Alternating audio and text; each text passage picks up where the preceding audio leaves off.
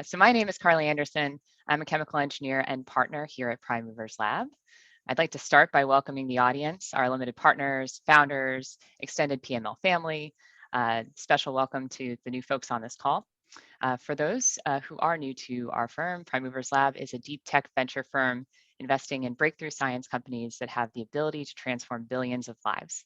This means we invest in the building blocks of civilization, human health span, agriculture, manufacturing, transportation, infrastructure, and of course, energy. And so our topic today is touching on two of these, energy, infrastructure, maybe transportation 3, manufacturing 4. Okay, we're not gonna keep count. A little bit of background here, this webinar series happens every 2 weeks at the same time. We will keep this to 1 hour. Throughout the session, please use the chat or Q&A feature to ask questions. We will leave 15 minutes at the end to answer those questions and also weave some in as we go. As I just said, hydrogen is something we're really excited to talk about today, one of the main building blocks of everything around us. I'm going to turn it over now to my partner, Mez, who has been tracking this vector for a long time, to introduce a little bit more about the space and also our outstanding experts and panelists who have joined us today. Hi, I'm Mez, or Mez Naam, the Chief Futurist and a partner here at Prime Movers, and been a clean tech tracker and forecaster and investor for the last dozen years. And one of the things that fascinates me about hydrogen is when we look at the advances we've made in clean energy versus the challenges we have in decarbonizing society and addressing climate change, there's a number of unsolved challenges, from heat to heavy industry, things like steel making, to long duration energy storage, to moving clean energy to places that are energy islands like Japan. And so hydrogen looks like a potential solution, or one possible technological solution for some of those sectors, for a great many of them, especially in industry. And hydrogen today, green hydrogen, is remarkably expensive, but it might follow a cost reduction path like solar and like batteries have over the past couple of decades. So it looks like we might be in the hydrogen economy where we were 10 or 20 years ago in things like solar.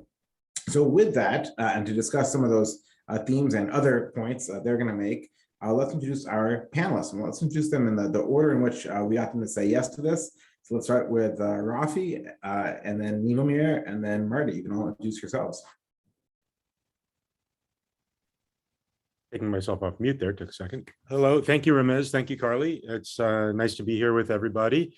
I'm Raffi Garabedian, electrical engineer by training and background, serial entrepreneur for most of my life. My first real job was being hired at First Solar in 2008.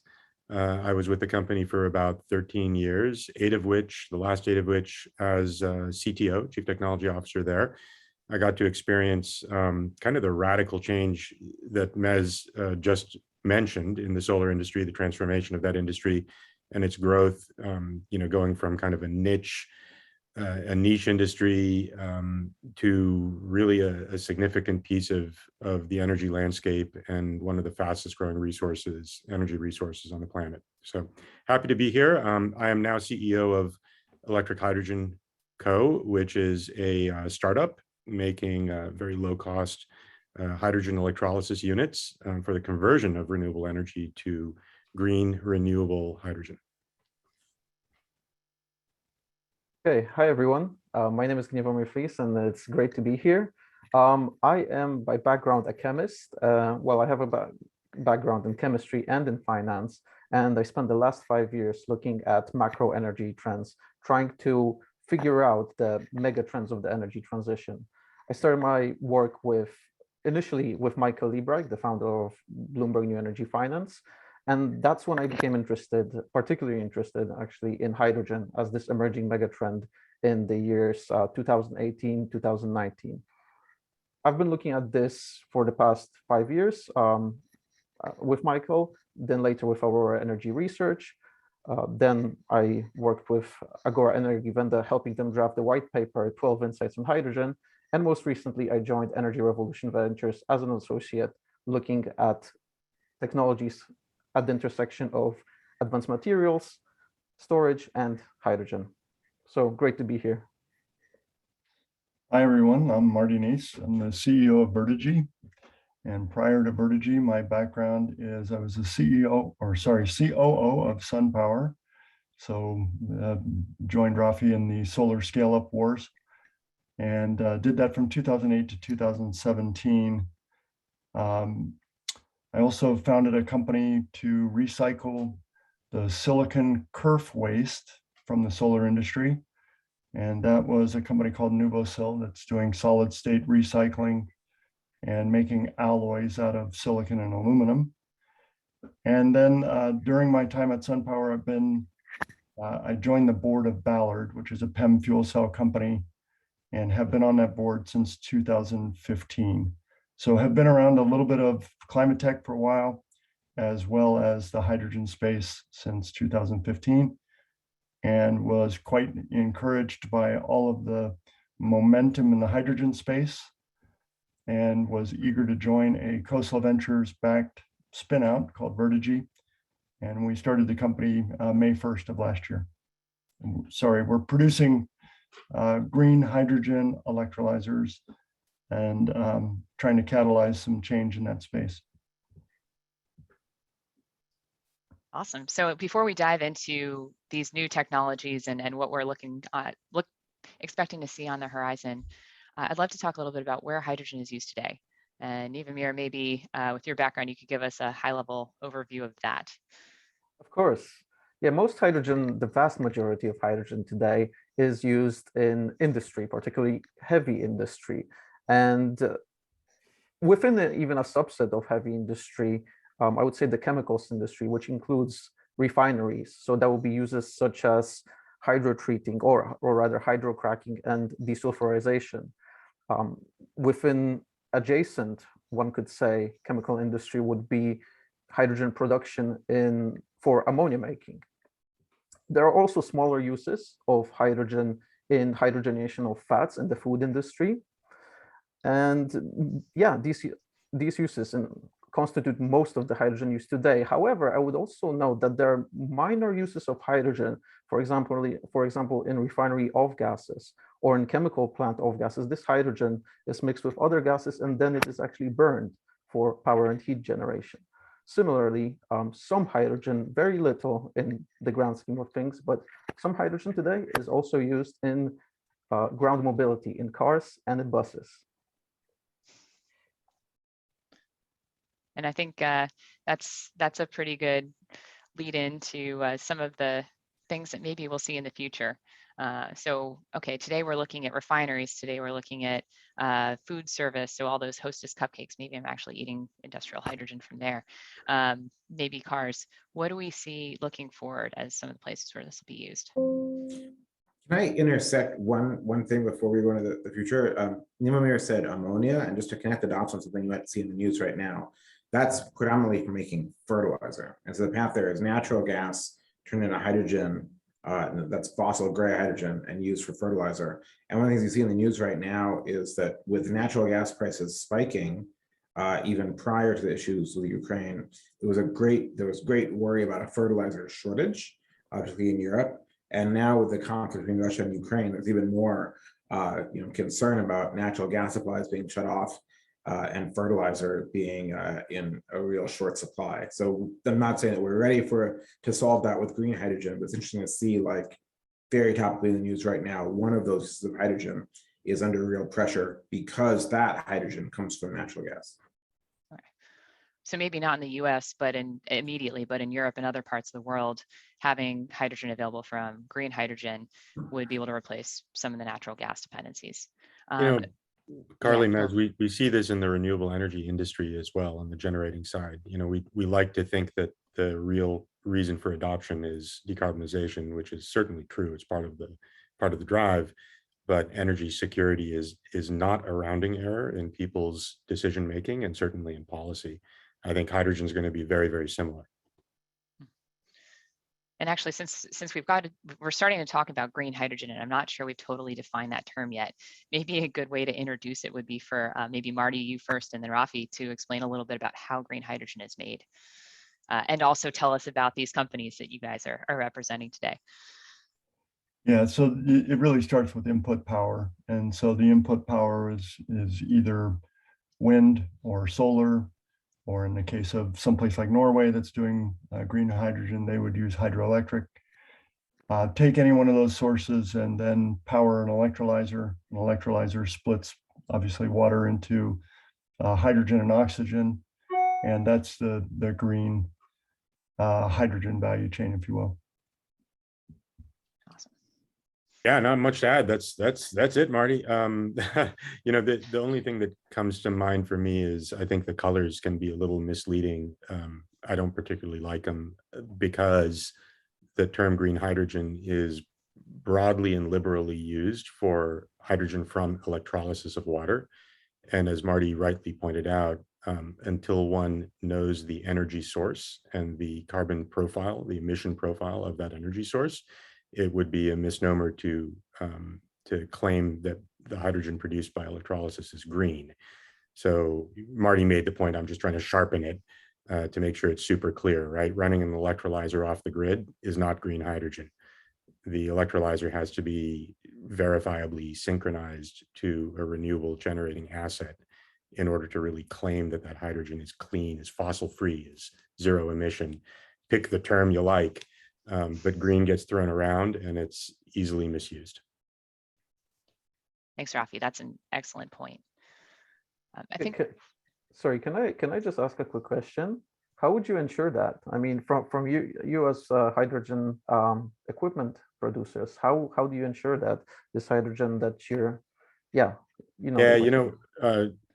it's a great point. It's a great question. Models for transacting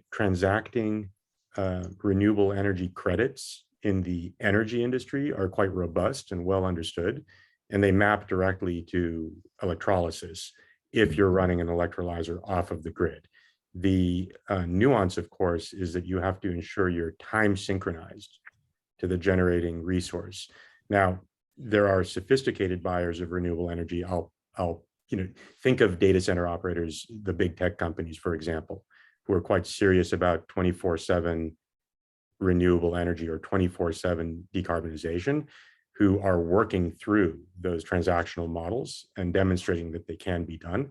But it's not necessarily an easy task to verify. So it is a point where effort needs to go. I would also comment that, direct behind the fence or behind the meter connection, of course, guarantees the energy source.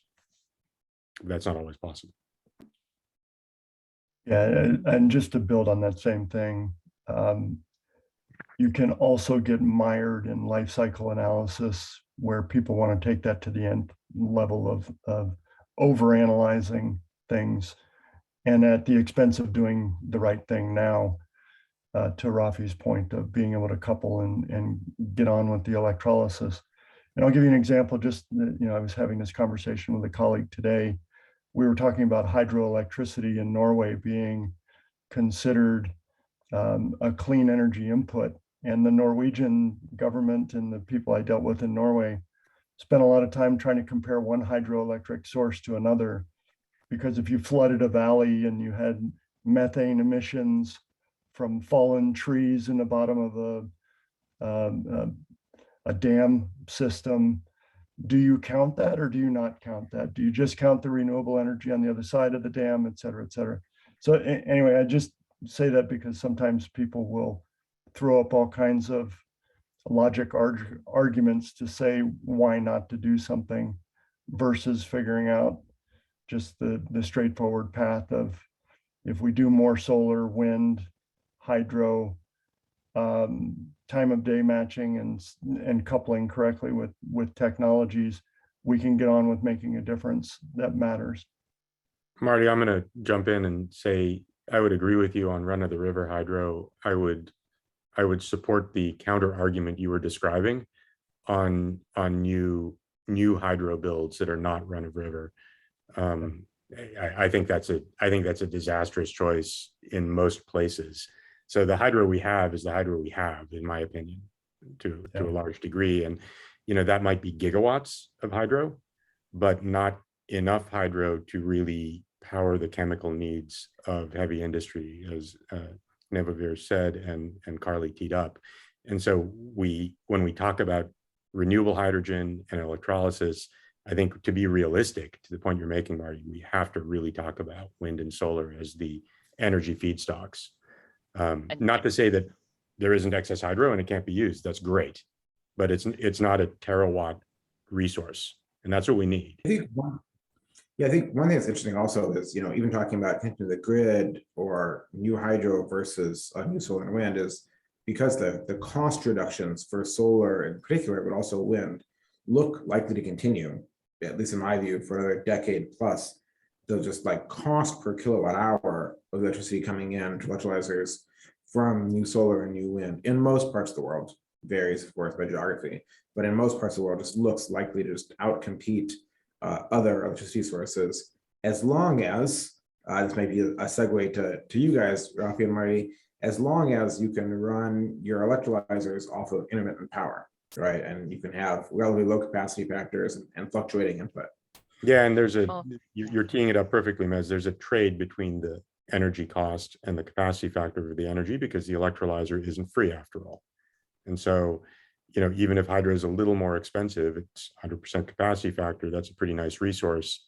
And it takes the pressure off the CapEx of the electrolyzer. On the other hand, if you really want to harness wind or solar directly, solar is the tough one. That's a 28%, 30% capacity factor resource. Your hardware, your electrolysis system has to be dirt cheap. I think maybe just to add some context for the audience, some people who may not be as familiar, like how much electrolyzer capacity or how much green hydrogen or any color hydrogen are we making from electrolyzers today, right? Versus what are we looking at in the future? Single digit percentage at most. Yeah, call it zero.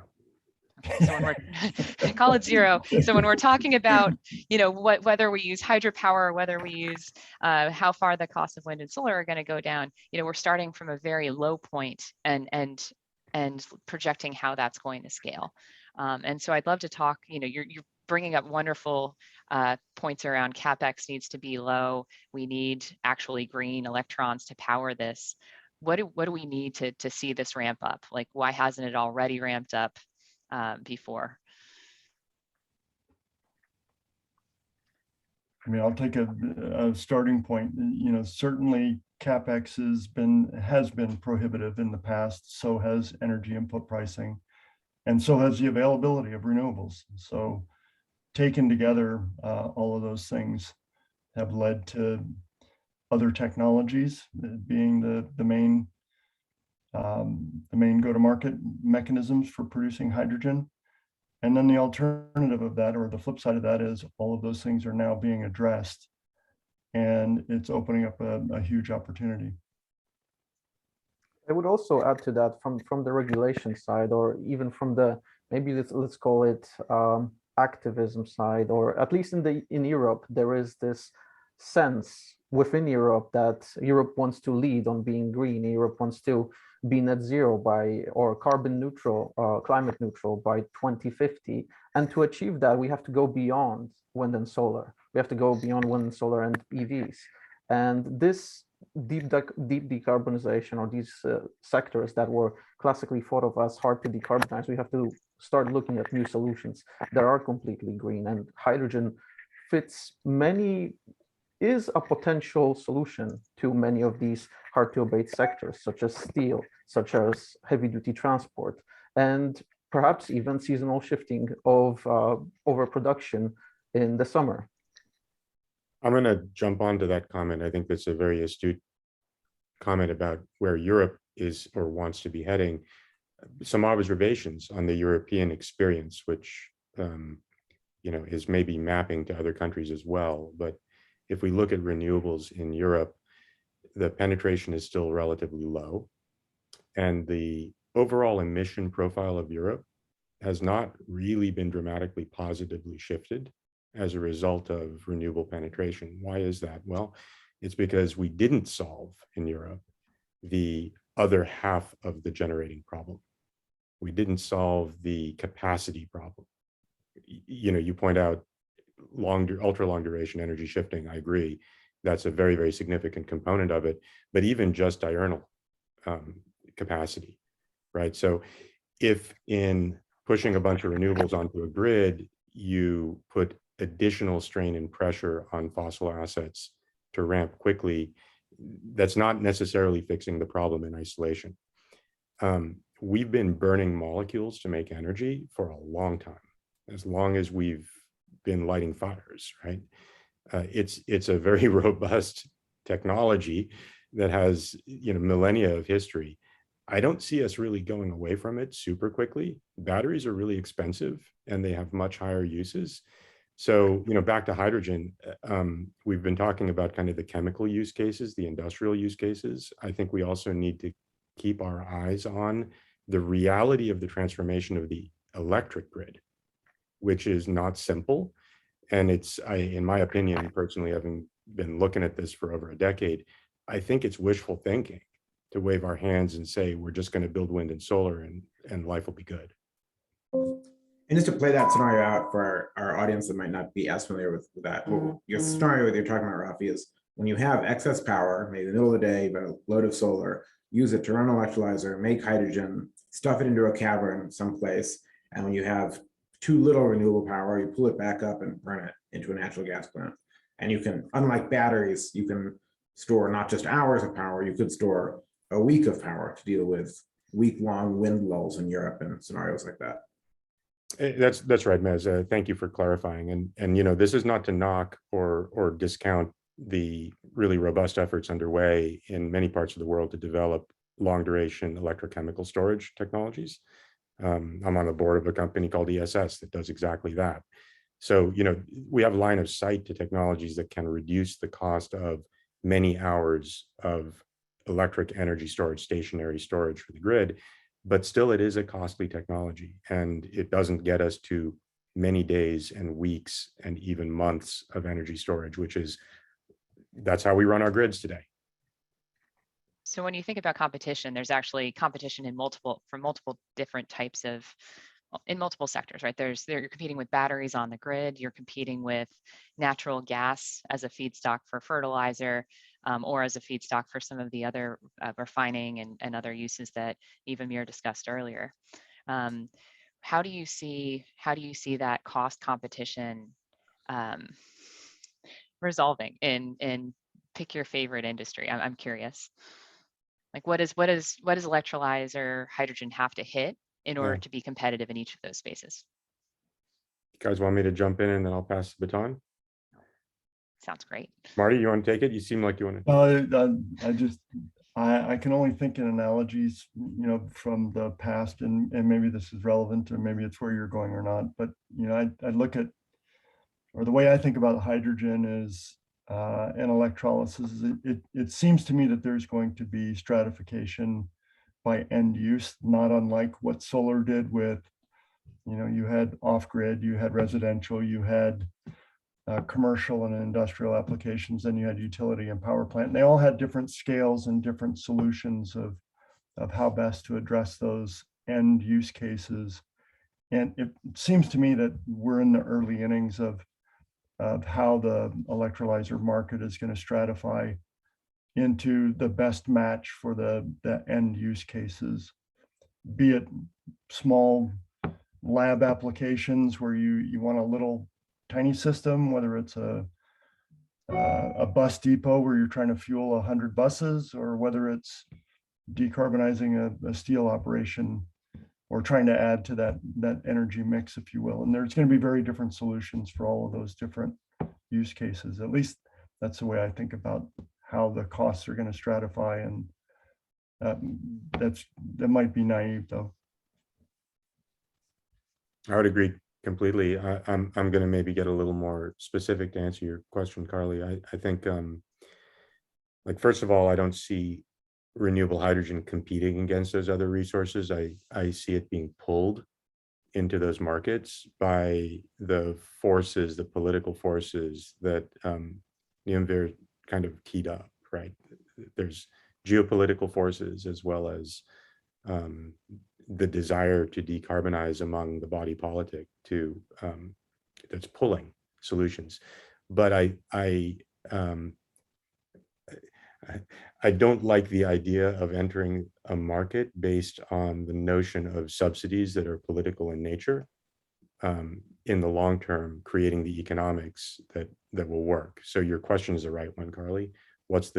Ultimately, what is the parity pricing at which renewable hydrogen has to be produced to displace higher emission resources? And for steam methane reformed hydrogen from natural gas in Texas, which is arguably the cheapest place in the world to do that, it's something just north of $1 a kilo hydrogen. It's maybe $1.25, right? It fluctuates. That's kind of like the 10-year average, I think, is like $1.25 or 35, something like that.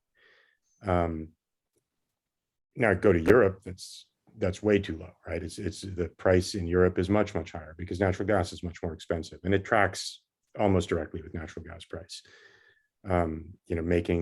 Making gray hydrogen in Japan from liquefied natural gas is extremely expensive. I don't know the number, maybe it's $6 or $4.50 or $5 a kilo. So that fossil parity price point at which we would presume the market for renewable hydrogen should take off asymptotic or non-linearly, it's a function of where you are in the world. Thanks, Raffi. That's a really great point that, yeah, $1 or $2 a kilogram may not be the finish line everywhere. There's other complications around transportation, storage, et cetera. Gniewomir, I want to give you an opportunity to further comment on some of those if you'd like. Yeah, it's a tough fact to follow up, Raffi, because that's exactly what I wanted to say. There's this geographical element to where when hydrogen becomes competitive. Yeah, apart from that. Actually, can I ask can you speak to the overall market size? I'm not sure we've really told our audience why we're so excited about this, and they expect, especially in the VC space, that we're looking at massive markets that have huge return potential. So in terms of what the hydrogen market is today and where it might go, would you comment on that? Yeah, absolutely. So the hydrogen market today is about 90 megatons, if I remember correctly. Having surveyed most of the net zero scenarios by 2050, including the IEA, including IRENA, Hydrogen Council, Bloomberg New Energy Finance, what I found was that the median forecast for hydrogen demand in 2050 will be 5 times larger, so 500 megatons per year. And some of the forecasts, notably the Bloomberg green energy scenario, where we don't see a lot of nuclear buildup, instead we see a lot of renewable energy assets being built to power electrolyzers. That scenario saw north of 1,000 megatons of hydrogen every year being produced. So that is over 10 times more than what we're seeing today. And to translate that into dollars, that could be anywhere from a $250 billion a year market to like $1 trillion a year market. This is non-trivial. Most deep decarbonization scenarios assume that hydrogen ends up producing a very material fraction of all global energy. Maybe a quarter, maybe more than that of all global energy as an energy carrier, which makes it extremely large. There's a lot of ways to look at this. I want to throw into the mix here just another piece of really rough back of the envelope math. If you just look at ammonia today's market for fertilizer, not considering any of the emerging use cases for ammonia as a vector to transport energy and whatnot. Fertilizer today, if you were to power it globally with solar powered, so low capacity factor electrolysis, I think comes to about a terawatt of new capacity of solar plus electrolyzers. A terawatt. So a terawatt is the capacity roughly of the US grid. Actually, my favorite unit because it sounds like pterodactyl. And pterodactyls are cool. Yeah, so the question around like what's the size of the opportunity, it's almost hard to talk about it.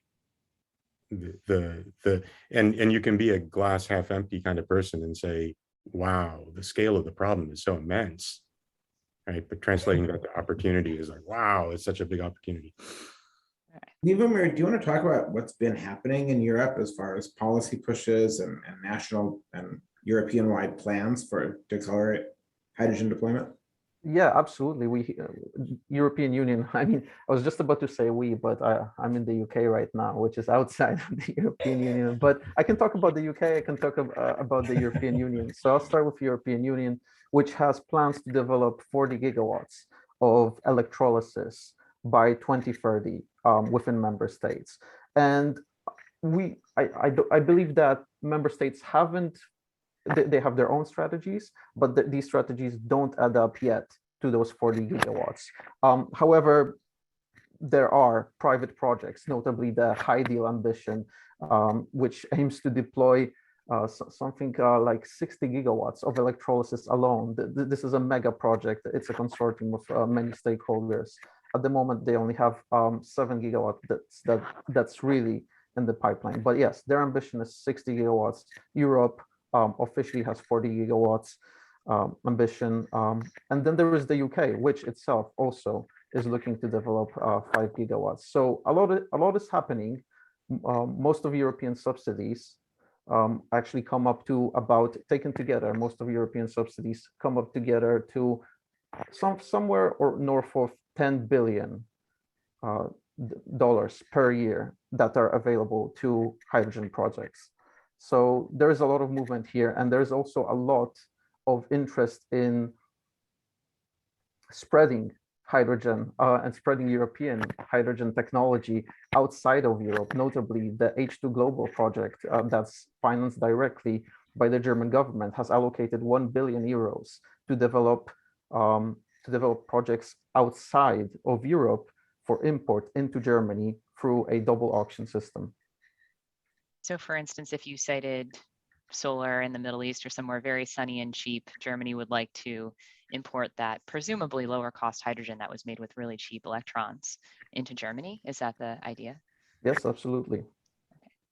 And maybe another question that begs is, what are some of the business models here? If you're talking about Europe is putting billions into this, people are asking for 40 gigawatts of electrolyzer capacity. Like, who is running these electrolyzers? Are these companies like your companies, Marty and Raffi? Is the play to sell to energy majors? How do you see the business models in this space developing? I didn't prep you guys for that question, so my bad. That's okay. Marty, you want to go ahead and I'll follow you? Go for it. Yeah, can you repeat the question, Carly? What business models do you see for increasing hydrogen capacity? Is it big companies buying electrolyzers and operating them? Are you guys operating electrolyzers? Something else entirely? Thank you, Carly. We're honestly, we're trying to figure it out. Like, we don't know. You know, where we are today is zero, right? We're at zero starting point, starting gate. And business model is a huge topic that I think everybody in the industry is contending with and thinking through. You know, do you sell the molecule? Do you sell the hardware? Do you operate it for people? I think the answer largely is going to be dependent on the use case and application, and in particular on the access to capital of the end users who we might be transacting with. So, you know, like anything in infrastructure, it comes down to cost of capital, I think, in my view. And so those with the most advantaged cost of capital are going to be the ones who are best positioned to own and operate the assets, which will produce the lowest cost molecule. Sounds like something you might have seen from the solar days, Marty and Raffi, is figuring out how to get the lowest cost of capital for installations. Do you have anything to add? Yeah, and just by way of analogy again, the solar industry evolved into all different kinds of business models where you could sell components, or you could equivalent of systems that are like electrolyzers, or you could be an asset owner, or both. And different companies took different pathways to do that. And it doesn't mean that they're, you know, you pick one and that's it. You could also do multiples. Some customers may want you to sell equipment. Some customers may want to just buy an agreement from you and take molecules as an end result at a determined price, as long as you could deliver. And so, as Raffi said, I think there's going to be all kinds of evolution in this space. What's interesting is from the early innings of electrolysis, it doesn't look like it's highly lucrative to be selling an electrolyzer as a standalone unit, as a business model independent of other activities. Yeah, and I think, Marty, you're right. There's these questions, the answer to the question is a vector, not a scalar. So there's an evolution as the industry matures that I would anticipate. It's certainly what we saw in renewables. You know, when the technology is perceived as high risk and unproven, and you know, the value of the product isn't necessarily 100% clear, that's one thing. And you know, even tech companies like Verdagy or electric hydrogen might need to put an oar in the water and actually build and operate stuff. But then as we come down the risk profile, the learning curve, you know, then financial owners start to get more comfortable, and that opens up not only new pools of capital, but new business models that will allow much more rapid global scaling. You know, if we want to sell molecules, it's going to take us a long time to build just a little bit on our own. We need to grow this market in a meaningful way. We need to harness and leverage local knowledge all around the world. Maybe I can just add to that. What I'm seeing a lot in Europe is strategic partnerships between big companies. So Ørsted, which operates wind, will partner or has already a stake in electrolyzer company, Green Hydrogen Systems.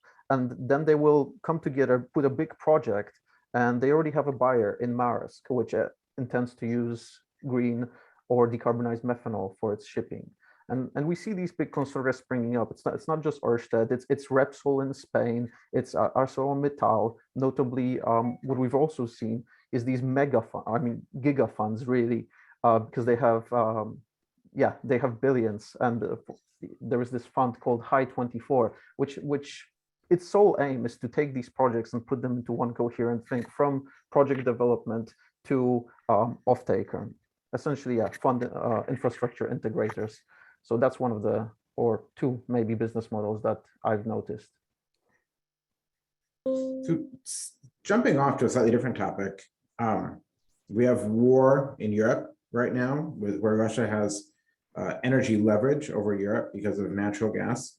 How will that affect the development of the hydrogen market?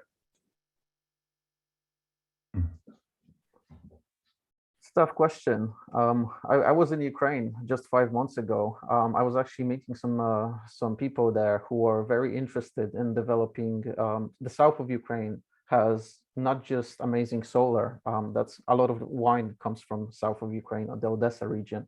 They also have pretty nice wind there, and they had an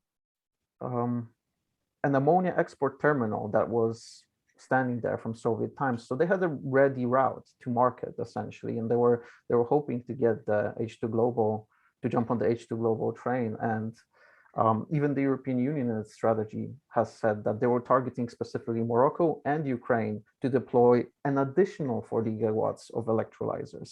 So definitely some of this war will impact European ability, or the prospect of Ukrainian hydrogen.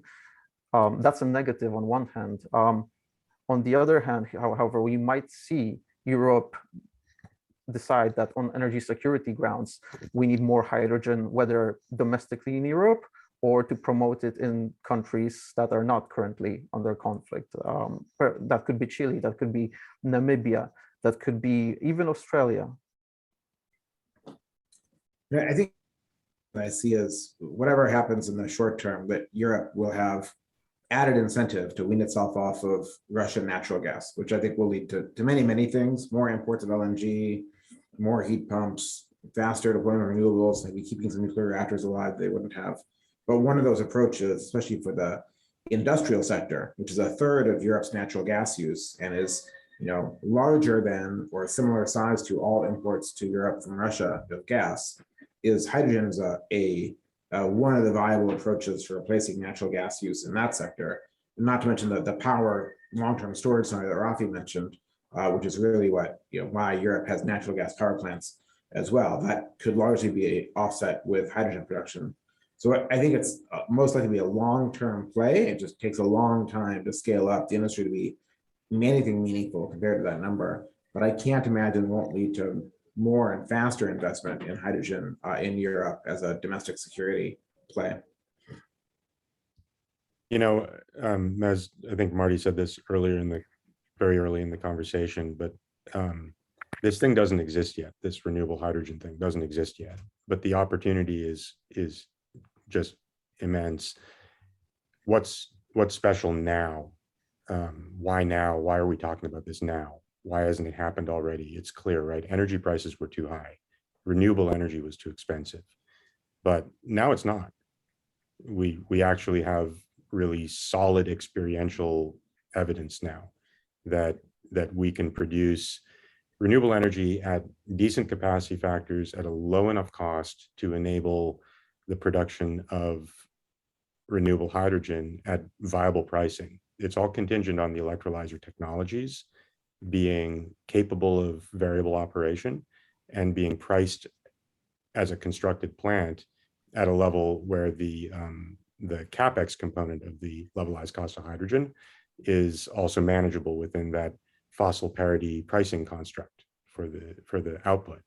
So if that's $1.50 for gray hydrogen, that number in Texas is more like 70 cents for BTU to BTU parity, what I call it thermal parity to natural gas.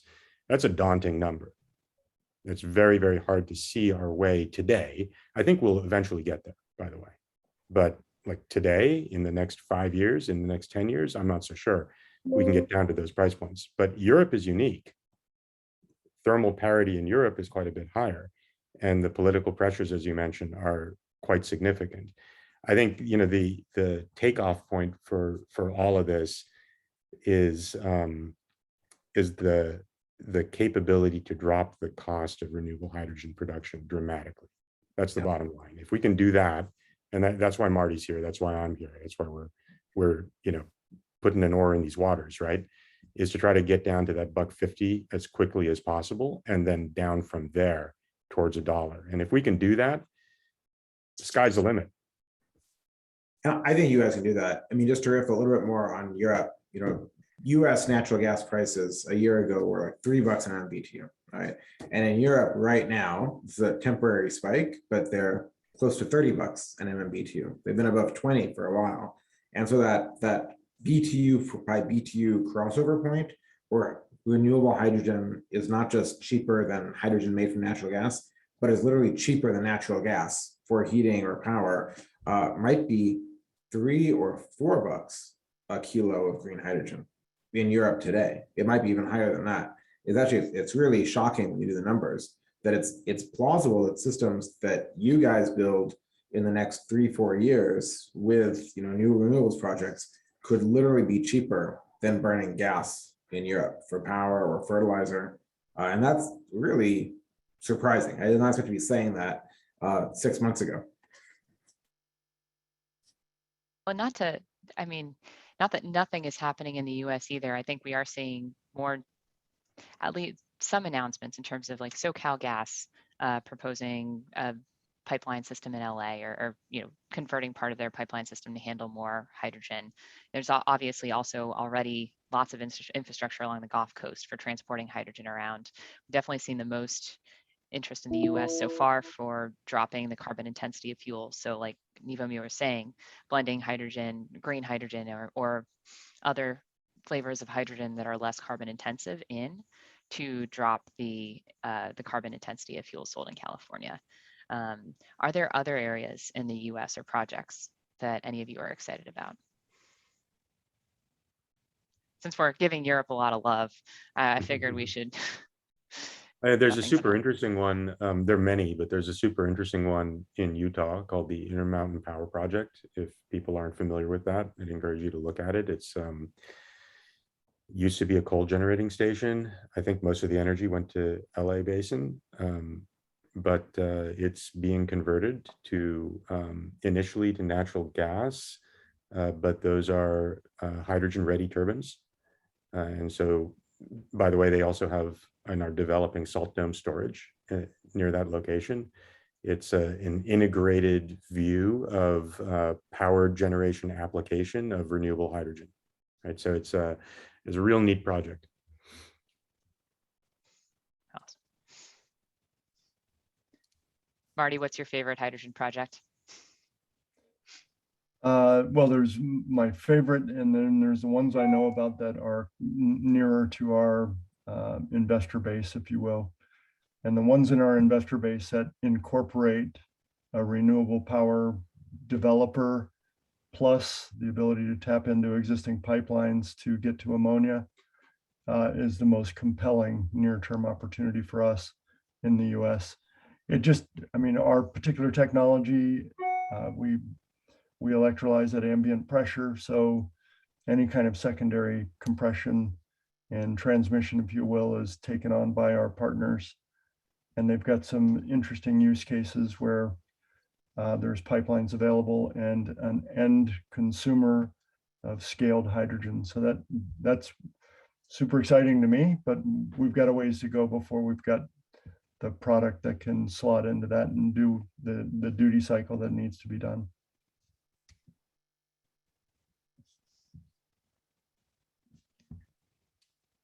We've got a couple of questions in the Q&A. One of them is about long-haul transportation. And is that a viable market for hydrogen? Or, I'd ask, how will hydrogen compete with electrification in that market?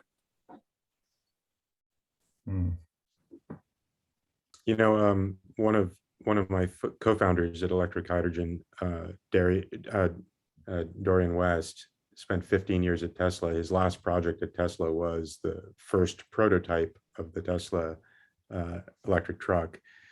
So we have a strong opinion about it, pretty consistent with his experience. But for me personally, I think that's still an open question to be answered, whether electric trucks really can work practically. But if you include shipping into long haul transport, then I get much more bullish. It's much clearer to me. The economics are super hard, but the emissions profiles of bunker fuel powered diesel shipping is just absurdly bad. And I do believe that there will be sufficient pressure on that industry to decarbonize, that it could become a really viable and interesting market for hydrogen or ammonia from hydrogen, one way or the other. That's really well put. Actually, to add to that, if you're a Maersk and if you operate a container ship that's shipping, I don't know, 1 million sneakers from China, the cost of you can spread the cost of your fuel, I think, 10 cents, maybe $1 to the cost of every pair, and boom, a fuel that wasn't economic suddenly is, if you've got consumers willing to pay that green premium, and plenty. Well, at least my personal experience going on the high streets now is that we see shops advertising, recycled plastic here or sustainable sneakers and whatnot. People are willing to buy these things. So definitely there is a market for long haul and heavy transportation. There's a market for hydrogen-based fuels. And back to your question or comment earlier around how do you certify that the energy source to an electrolyzer is green to get to renewable hydrogen or clean hydrogen. I think there's also a big business opportunity here, or an opportunity one way or another, for these kinds of certifications to exist, which ultimately then enable the price uplift that realizes that green premium. We don't have that today. We don't have a mechanism to clearly communicate to consumers that the fuel used in shipping of the product you're buying was clean. But I agree with you, if we had that mechanism, I think people would vote with that 10 cents.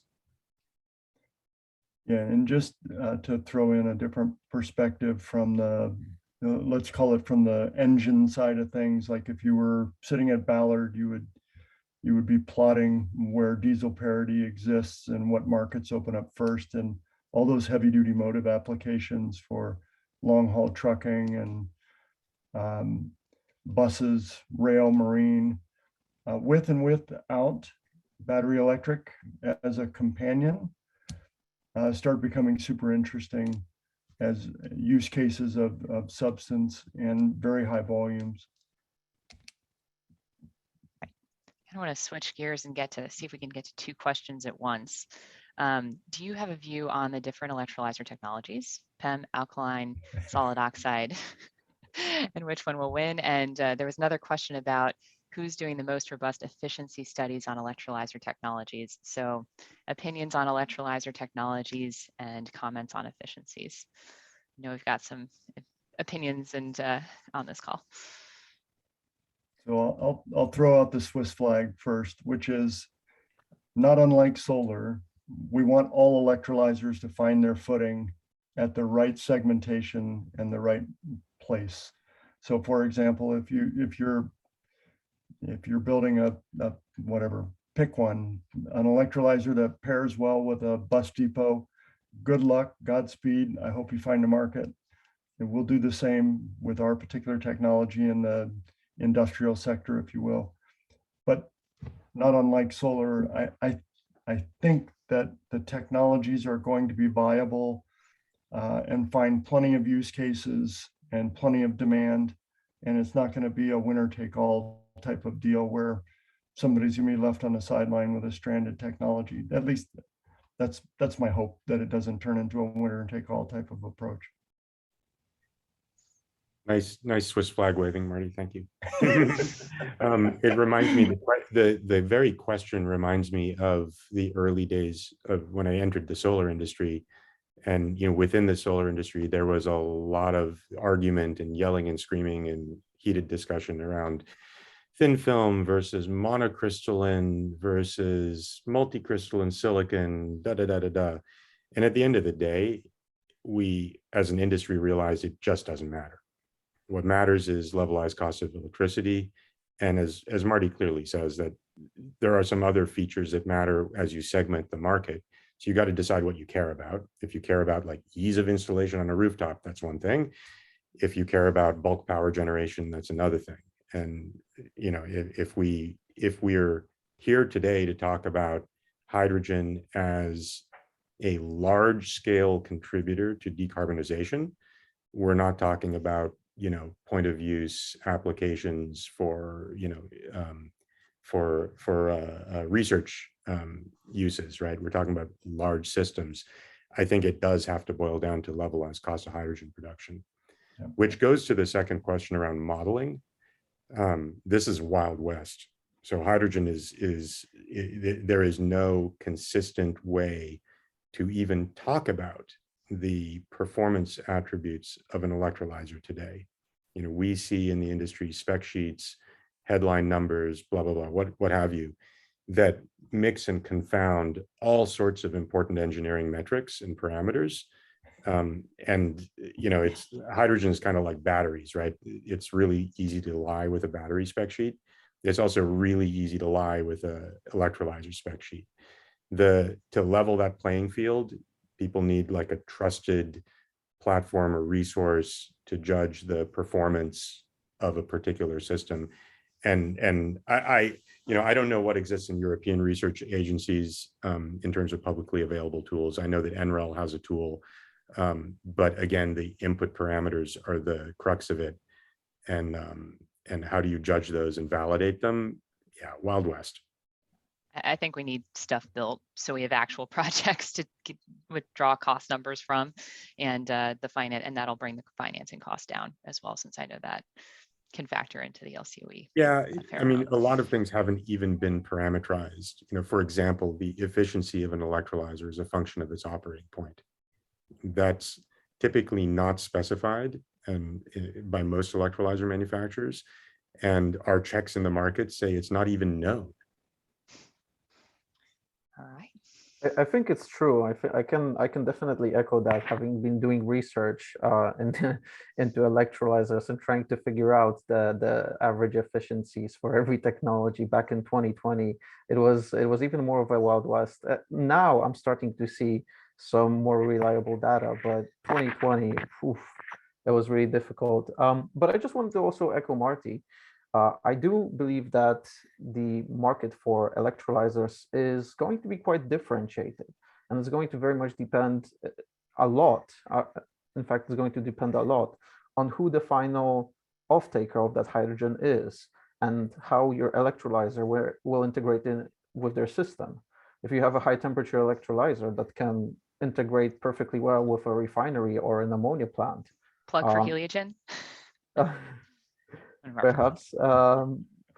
But yeah, if you have that sort of electrolyzer, then that's your market, right? But if you have an electrolyzer that's highly efficient, low temperature, but can deliver at 350 bar, which means you don't need a compressor for a refueling station, then boom, there's a market. There's definitely going to be a buyer for that. If you excel at economies of scale, again, you will have somebody with a gigawatt farm saying, please, I'd like to buy your electrolyzer. So I think the market will be very differentiated. And I think we're going to see all technologies, alkaline, and both conventional and AEM, PEM technologies, as well as solid oxide technologies do well. The one technology I'm not super bullish about is thermal photocatalytic water splitting. All right, we found something that we're not positive about. Awesome. So we're coming up to the end. Thank you all for a great webinar. Thank you, Carly, for organizing this and running it. To close out, this is actually Carly's idea. Let's ask everyone, where do you think we'll be in 10 years from now? Just take a minute, give us your high-level view. We'll go same order, Raffi, Gniewomir, and Marty. 10 years? That's a long time. That's like crystal ball time. Look, I mean, when I think about the constraints to adoption of solar and wind, it's not our ability to make windmills that constrains the deployment rate of wind today. It's our ability to integrate more wind seamlessly onto grids and put it to good use. Renewable hydrogen, so electrolysis of hydrogen from wind, for example, breaks that paradigm completely. And I think in 10 years, with the right technology decisions along the way and capability along the way, we can see a dramatic increase in the deployment of new renewable generation for the conversion to molecules. I think we're going to see that. I think we're going to see it at the terawatt level. Well, hundreds of gigawatts a year level. Exciting, 100 gigawatts in 10 years. I'm going to refer to the title of this talk, which is hydrogen the new battery? And I'm going to say yes. And what we've seen in the 2010s is battery costs dropping by 80%. So 10 years, by 2030, I expect the cost of hydrogen, the levelized cost, to be approximately 80% lower than what we have today, or what we had in 2020. Yeah, and I'll just combine the two. So, you look at the trajectory of solar that had a lot more headwinds back in the scale-up days than hydrogen does today. And then you look at the cost reduction achieved by solar. I think every bit of that is coming our way in the levelized cost of hydrogen. And the scale I think is going to go, as Raffi said, as faster than the slope of solar, because there's more favorable winds. There's just a better policy environment, better economic environment. And it's been proven that you can go to hundreds of gigawatts of annual production in a short amount of time if you put your economic hat on and make it happen. And we've got all of that right in front of us. Awesome. Right. I think I agree with all three of you. So let's put our economic hat on, I guess, as investors in other parts of the ecosystem, entrepreneurs, and get this done, right? Well, thank you all again so much. It's been a real pleasure, a great conversation. And until next time, everyone have a great afternoon. Thanks, Thanks Carly. for the opportunity, Carly. Thanks, Mez.